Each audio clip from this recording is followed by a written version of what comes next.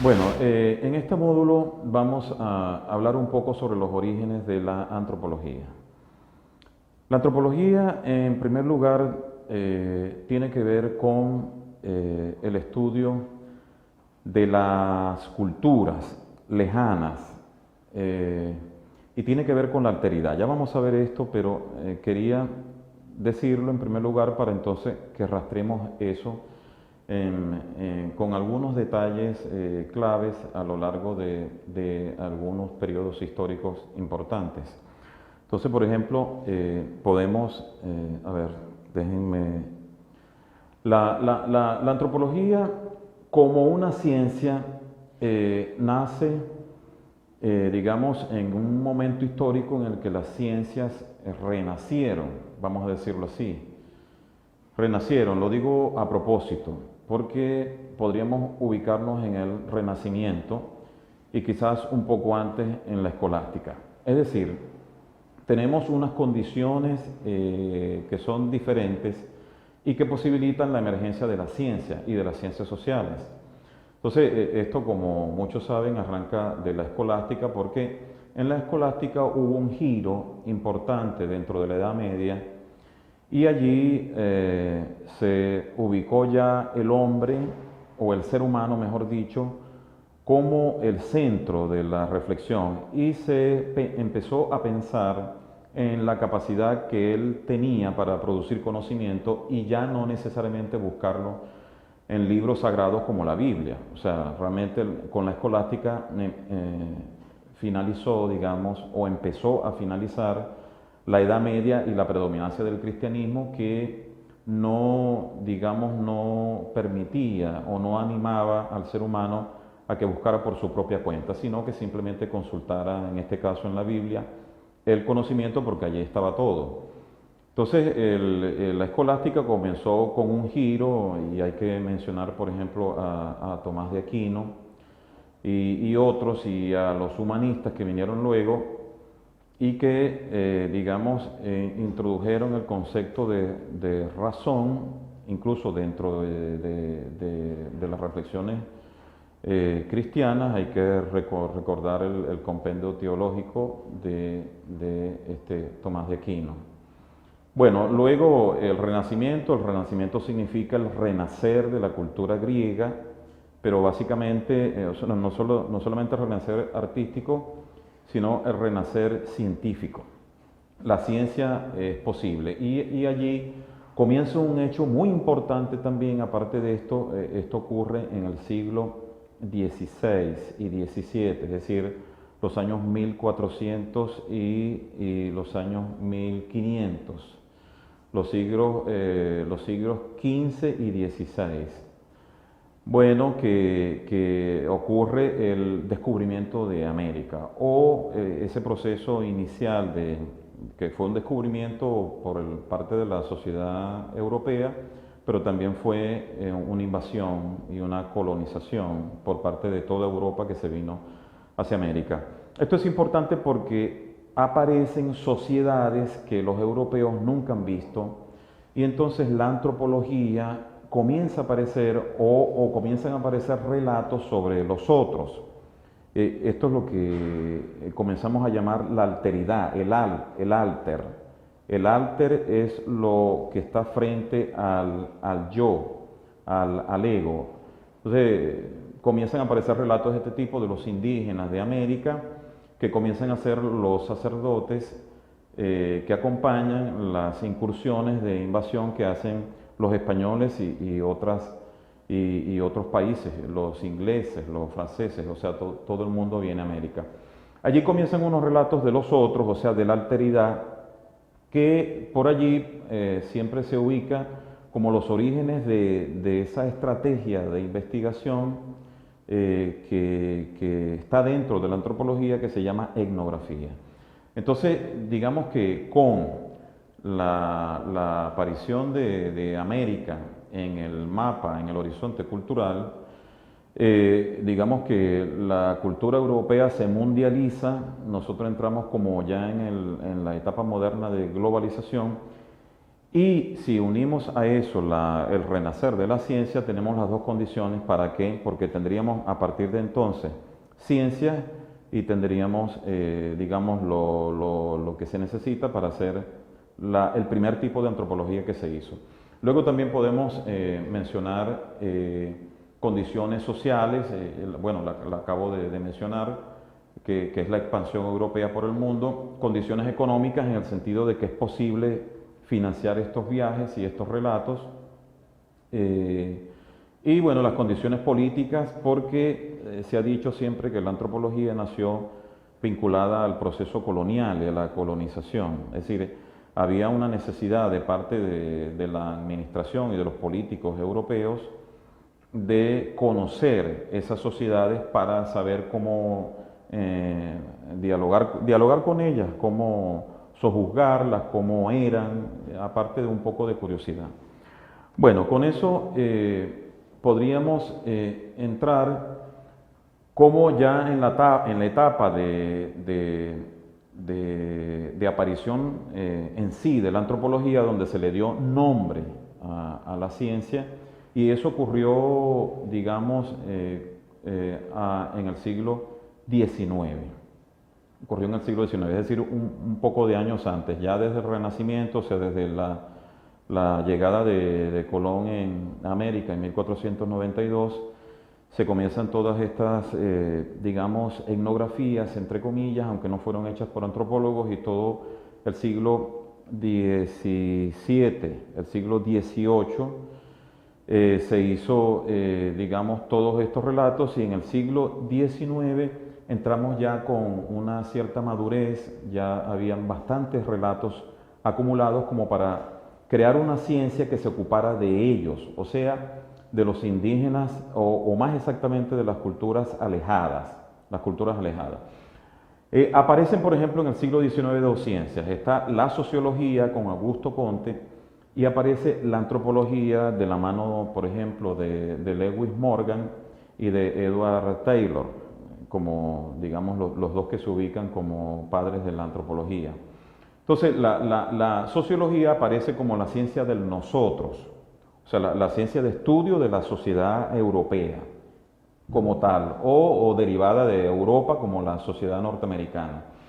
Y la antropología como la sociedad, la ciencia, perdón, de las culturas alejadas, que no son europeas. Entonces, no sería del nosotros, sino de los otros, la ciencia de los otros, que en este caso lo vamos a entender como la ciencia del alter, la ciencia de la alteridad, como se menciona, como se acostumbra a decir en antropología. Bueno, y aquí tenemos unas cuatro, digamos, grandes corrientes que aparecen en este orden. En primer lugar, el evolucionismo, porque el evolucionismo ocupó toda la segunda mitad del siglo XIX, o sea, desde 1850 hasta finales del siglo, porque apareció la magna obra, La evolución de las especies de Darwin, digamos que a finales de los años 50 del siglo XIX, y ya el ambiente estaba como adaptado, estaba listo para recibir el evolucionismo como enfoque, como estrategia de investigación para conocer la realidad. E inmediatamente aparecen obras que tenían que ver ya con el evolucionismo social, no el evolucionismo biológico, sino el evolucionismo social. Y en los años 70 se escriben obras como la de Taylor, que recogen la estrategia de investigación del evolucionismo y dicen, bueno, vamos a ver cómo ha evolucionado, pero las sociedades.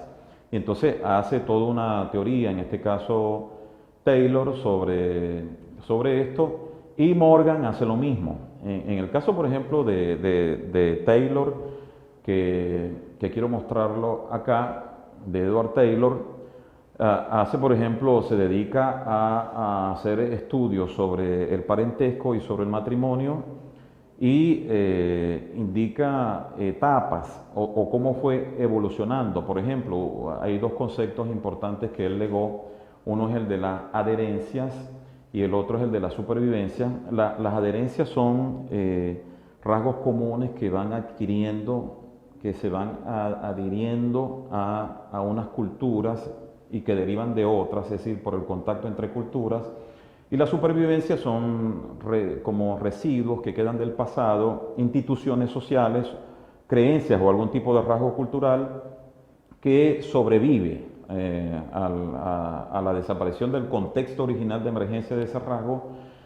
Y bueno, ya cuando no tiene tanto sentido la institución o el rasgo, se le da el nombre de supervivencia. Él se dedicó a hacer esto y el evolucionismo todo hace esto, es decir, rastrear a lo largo de la historia cómo van cambiando las sociedades. Y desde luego que en este momento se construye la noción de lo primitivo. O sea, para Taylor y para Morgan, las sociedades indígenas son primitivas. O sea, pertenecen al pasado, a un pasado de la sociedad en el que quizás una vez estuvo Europa, pero ya no. En el caso, por ejemplo, de Morgan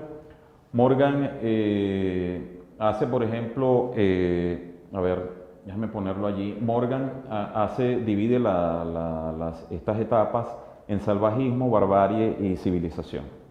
Y coloca las sociedades en este orden y escribe libros que recogen esta concepción. En el caso, por ejemplo, que acabamos de ver de Taylor, escribe Cultura Primitiva en los 70 y Morgan hace lo mismo, Sociedades Primitivas, después. En el caso de Morgan hace este tipo de lectura y claro, esto no es tampoco que fue tan ingenuo. Ellos hicieron aportes, hicieron trabajos etnográficos de fondo, realmente aportaron.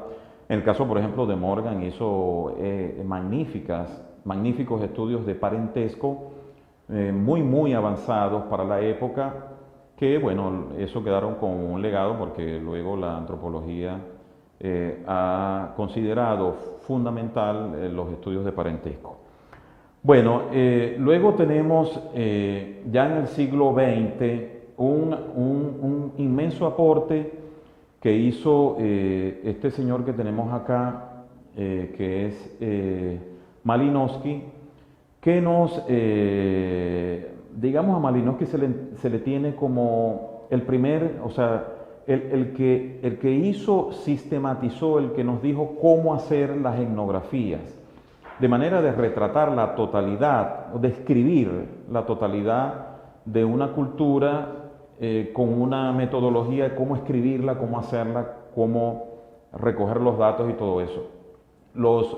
Publicó una obra llamada Los Argonautas del Pacífico Occidental, que es una investigación sobre los Trobriand de Nueva Guinea, donde él hizo estudios a lo largo del primer cuarto del siglo XX, y ya en los años 20 del siglo XX publicó, digamos, esta obra.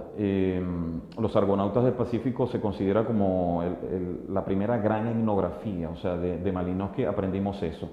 Pero Malinowski ya no era evolucionista, sino que estando en el siglo XX ya maduró, cambió y digamos que nos legó también el funcionalismo, o sea, y cómo ver la sociedad de manera funcionalista, o sea, que él pensaba que cada rasgo cultural y cada institución social cumplía una función, y esa función se podía leer, se podía describir, decodificar o construir un conocimiento sobre ella, y con eso podríamos hacer una descripción completa de una cultura. Entonces, incluyendo el lenguaje, o sea que el lenguaje podría también cumplir una función y uno podría hacer traducciones, o el lenguaje podría ser un simbolismo de funciones específicas que cumplan creencias, ritos, mitos en una cultura, y bueno, se explican porque el lenguaje sostiene esas funciones dentro de una cultura. De manera de que él nos legó el primer funcionalismo. Sobre esto se dicen normalmente cosas superficiales, en el sentido de que es un sistema de pensamiento para mantener la cohesión social y todo eso, pero en realidad el enfoque funcionalista puede funcionar incluso para el cambio cultural y creo que allí él hizo aportes. Tenemos a Malinowski, tenemos, en este caso lo podemos ver trabajando con los Trobriand en 1918. Esa es una fotografía de la época. Y bueno, y mencionar también como figura importante a Fran Boas. Bueno, de Fran Boas no tengo el retrato en este momento, la fotografía, pero Boas también hay que mencionarlo. Incluso antes o paralelo a Malinowski, Boas nos legó el particularismo histórico y la corriente difusionista, que ya también abandonando el evolucionismo del siglo XIX. O sea, salimos de esa estrategia y ahora, por ejemplo, en el caso de Boas, era la idea de que las culturas cambian intercambiando rasgos o influyéndose mutuamente, o sea, los rasgos se difunden de una cultura a otra y ideas como que había que conocer en detalle. Boas en realidad no era antropólogo de profesión, sino que venía de las ciencias naturales e introdujo el rigor de las ciencias naturales en la antropología. Bueno, creo que con esto podríamos indicar lo fundamental. Quizás lo último sería decir que en la antropología podemos tener 4 grandes ramas.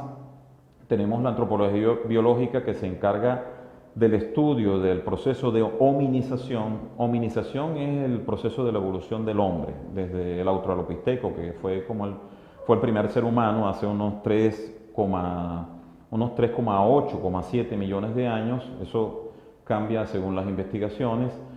La antropología biológica se encarga de eso, o sea, va mucho más allá de la prehistoria y se encarga de la paleohistoria. Bueno, esa corriente no es la que nosotros vamos a tratar en este caso. La arqueología, que estudia los vestigios o los restos materiales de culturas que ya no existen o de un pasado dentro de una cultura que puede existir, pero un pasado que ya no existe. Los antropólogos son muy conocidos por desenterrar. Un arqueólogo tiene que saber excavar, porque esa es su habilidad básica. Y bueno, puede ser especialista en Egipto, puede ser especialista en culturas americanas, etc. Esa corriente tampoco la estudiaríamos, no sería la antropología social. Y la antropología lingüística, que tiene que ver con el estudio del uso social del lenguaje o del uso cultural del lenguaje, con todas las implicaciones de esto. En este caso es para ubicar y aclarar que sí existen varios tipos de antropología. Yo digo siempre que la antropología se parece tiene una equivalencia en cuanto a estas ramas a la de la ingeniería, porque la ingeniería cubre muchas áreas. Podemos tener ingenieros civiles, ingenieros químicos, y uno no tiene que ver con el otro. En el caso de la antropología cubre varias ramas. Y nosotros, bueno, somos conocidos porque por los programas de televisión, o sea, es muy conocida la antropología biológica por el proceso de hominización y todo eso, y es menos conocida la antropología social, que se encarga del estudio, pues, de la sociedad en términos holísticos. Luego, o sea, estudia la cultura desde el enfoque de la alteridad, pero esto pertenece a otro módulo, o sea, donde discutamos el concepto de cultura en términos científicos. Bueno, podemos dejarlo hasta acá. Muchas gracias por escuchar.